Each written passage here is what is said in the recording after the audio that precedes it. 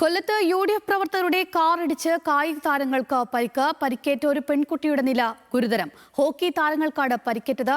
കൊട്ടിക്കലാശം കഴിഞ്ഞ് മടങ്ങിയ വാഹനമാണ് അപകടമുണ്ടാക്കിയത്.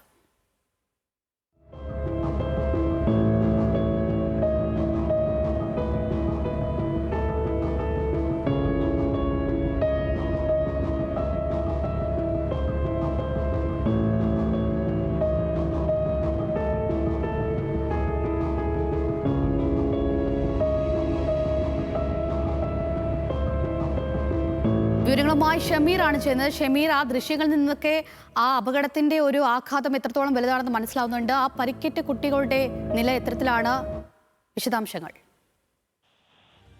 ഇന്ന് വൈകിട്ടോടു കൂടിയാണ് സോന ഈ അപകടം ഉണ്ടാകുന്നത്. അത് ചിന്നക്കടയിൽ നടന്ന കൊട്ടിക്കലാശ പരിപാടിക്ക് ശേഷം മടങ്ങിപ്പോയ കാറാണ് ഇത്തരത്തിൽ ഈ അപകടം ഉണ്ടാക്കിയത്. ഈ കാറ് അമിത വേഗതയിൽ വരികയും പിന്നീട് ഇതിന്റെ നിയന്ത്രണം വിട്ട് കൈവരികൾ ഇടിച്ച് തകർക്കുകയും ഒരു പെൺകുട്ടിയെ 4 പെൺകുട്ടികൾ ഉണ്ടായിരുന്നു. ഒപ്പം അതിലൊരു പെൺകുട്ടി ഇടിച്ച് സമീപത്തെ അഷ്ടമുടിക്കായലിന്റെ പരിസരത്തേക്ക് ഇടുകയും ചെയ്തു. ആ കുട്ടിയുടെ നിലയാണ് ഗുരുതരമായി തുടരുന്നത്.